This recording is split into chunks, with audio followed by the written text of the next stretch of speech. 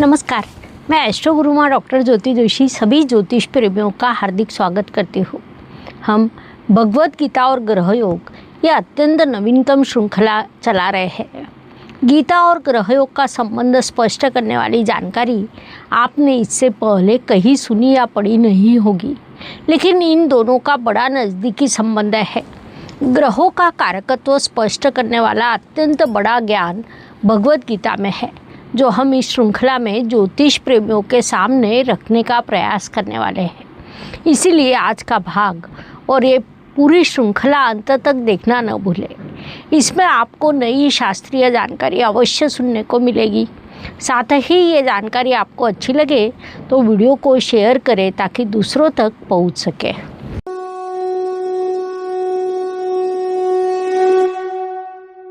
मनुष्य शरीर नश्वर है, आत्मा अमर है।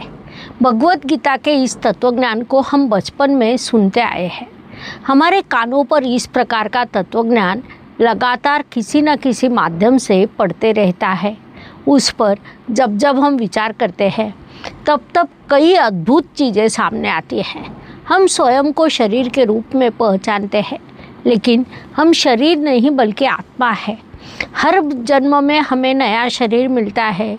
उस शरीर पर नियंत्रण करने वाली या प्रभाव डालने वाली एक अदृश्य यंत्रणा होती है, वह सभी ग्रह है। उन्हें हम नवग्रह कहते हैं।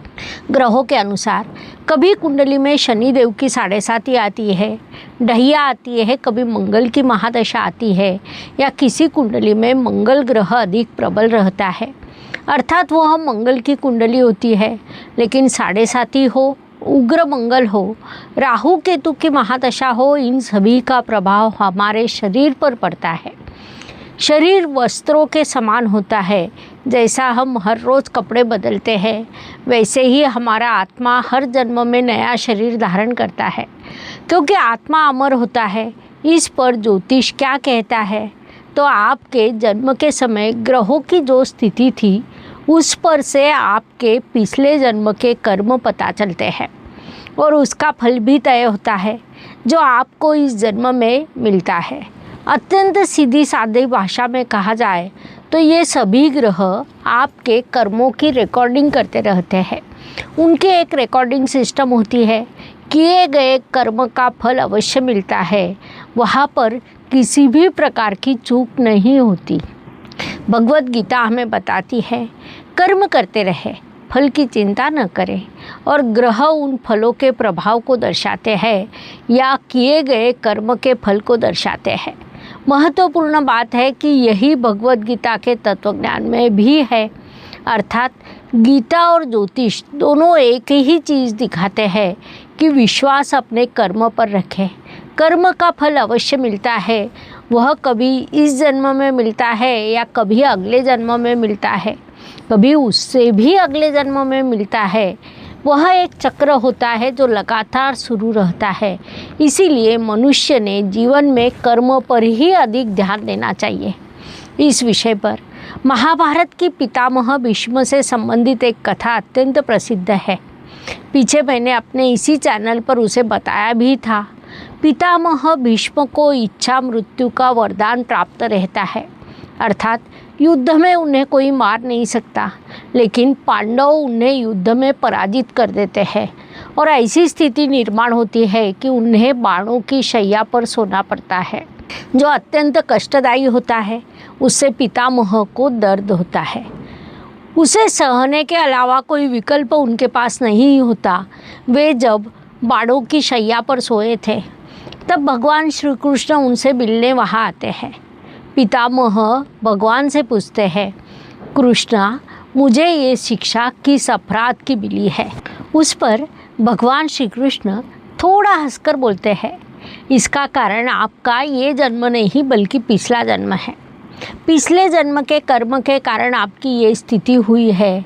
इस पर पितामह कहते हैं, हाँ, मुझे भी वही लगा था, लेकिन जब मैंने अपने पिछले कई जन्मों में जाकर देखा तो मुझसे ऐसा कोई अपराध नहीं हुआ है जिसकी मुझे इतनी बड़ी शिक्षा मिले। इस पर भगवान श्री कृष्ण कहते हैं, पितामह, आप और थोड़ा पीछे जाइए। लगभग 100 जन्मों से पहले एक अपराध आपसे हुआ था, लेकिन उसका फल आपको अगले जन्म में किसी कारण से नहीं मिला, वही अब मिल रहा है। ये सब सुनने के बाद पितामह पुनश्च ध्यान लगाते हैं और अपने 100 जन्म पीछे जाते हैं। उस जन्म में उन्हें दिखाई देता है कि एक बाण छोड़ते हैं, उस बाण से एक हिरण की मृत्यु हो जाती है, अर्थात वे एक निष्पाप पशु की हत्या करते हैं। ये देखने के बाद पितामह सारी बात को समझते हैं और कहते हैं, हाँ कृष्णा, मेरे कर्म का ही फल है। शनिदेव कर्म का फल अवश्य देते हैं, वे किसी भी प्रकार की चूक नहीं करते। लेकिन फिर भी एक प्रश्न यहाँ पर निर्माण होता है कि इस कर्म का फल देने के लिए शनिदेव ने 100 जन्म को क्यों लगाए। मुझे पता है कि मुझसे बड़ी चूक हुई है। कर्म के फल देने वाले शनिदेव भी विलंब के कारक है। कई फल वे विलंब से देते हैं, लेकिन इस चूक का फल प्राप्त होने के लिए मुझे 100 जन्म क्यों लगे, पहले ये फल क्यों नहीं मिला। उस पर भगवान श्री कृष्ण उन्हें बताते हैं, इस कर्म का फल मिलने के लिए आपके हाथों से एक और अपराध होना आवश्यक था। वैसा कोई अपराध आपने पिछले 99 जन्मों में नहीं किया, इसलिए वह फल नहीं मिला।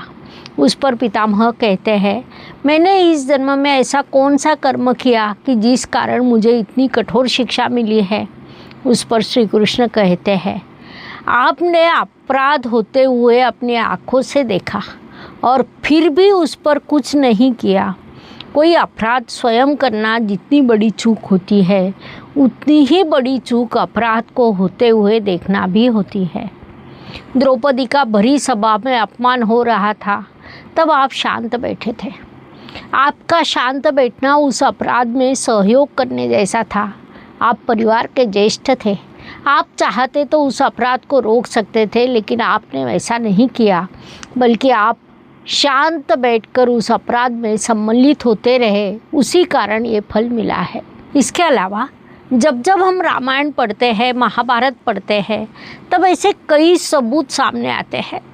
वह जन्मों जन्मों के होते हैं, कई जन्मों के होते हैं, अर्थात किसी जन्म में कोई घटना हुई और उसका प्रभाव अगले जन्म में सामने आया। इसके कई उदाहरण हम समाज में आजू बाजू में भी देखते हैं। कोई अत्यंत भला व्यक्ति होता है, वह इतना भला और सीधा होता है कि उसने अपने जीवन में कभी गलत चीज़ों को आसपास भी भटकने नहीं दिया था, अर्थात मनुष्य गलतियों का पुतला है। जीवन में प्रत्यक्ष अप्रत्यक्ष रूप से गलतियां होते रहती है। कुछ लोगों के संदर्भ में इसे लेकर बड़ा अंतर दिखाई देता है। कुछ लोग सीधा सरल पद्धति से जीवन व्यतीत करते हैं।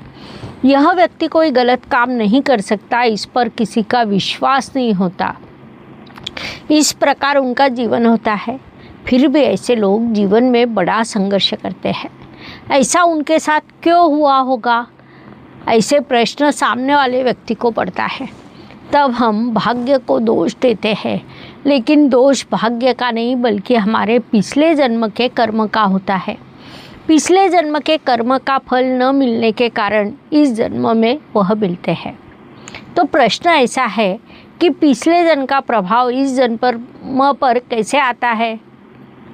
तो जैसा मैंने पहले कहा कि हमारे कर्मों की रिकॉर्डिंग की जाती है। इसमें एक और बात है कि कलयुग में मनुष्य के लिए कई चीज़ों को सौम्य किया गया है, अर्थात सतयुग में जो चीज़ें बड़ा यज्ञ याग करने के बाद प्राप्त होती थी, वह चीज़ें कलयुग में केवल नाम स्मरण से प्राप्त होती है। इसे हम कलयुग को मिला हुआ आशीर्वाद भी कह सकते हैं।